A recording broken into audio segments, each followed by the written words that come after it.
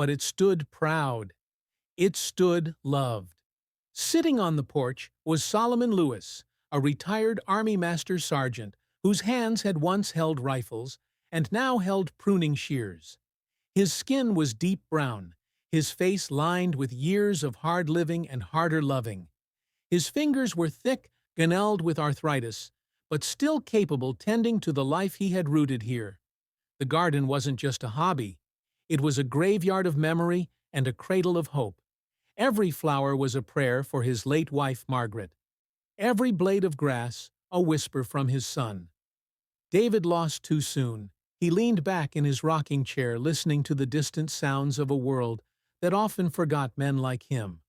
The occasional bark of a dog, the low rumble of a lawnmower, and now the sound of laughter that was too sharp to be innocent.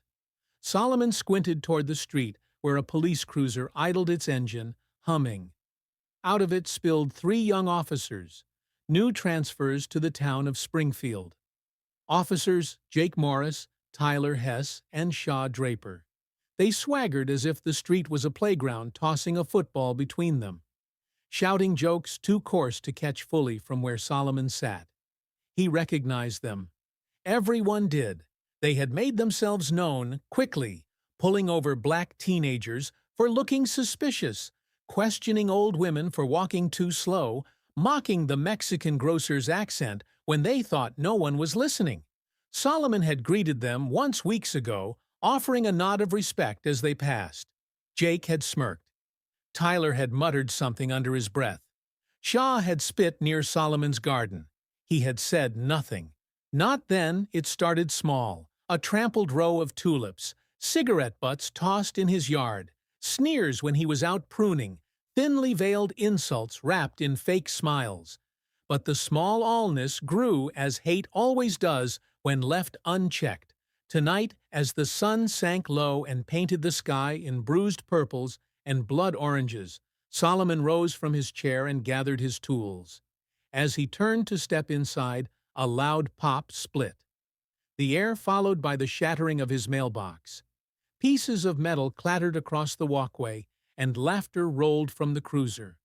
Solomon gripped the porch rail, his knuckles whitening. He drew a slow breath and walked to the edge of his yard. The 3 officers watched him, daring him to speak. "You men think that's funny?" His voice was even cutting through the heavy air. Jake lobbed the football lazily from hand to hand. "Just a mailbox old man. Lighten up." Solomon said nothing.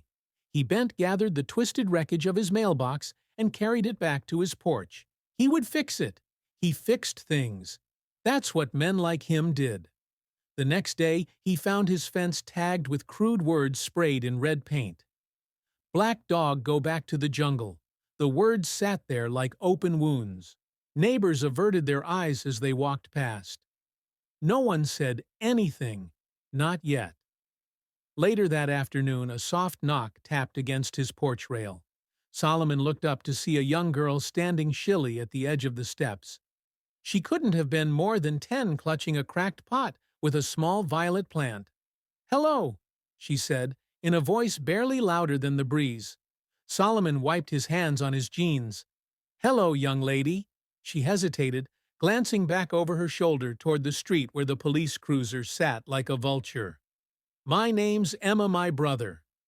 She faltered, staring at the violet. Solomon's heart softened. "You brought that for my garden." She nodded quickly. "I saw what they did. I'm sorry."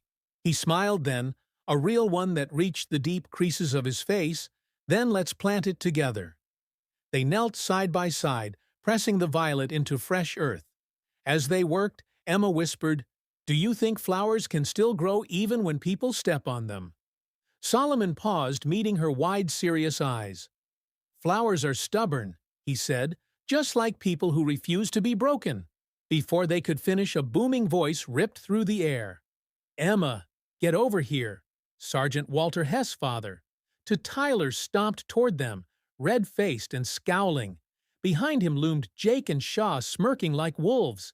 Emma shrank back, but Solomon stood slowly, putting himself between her and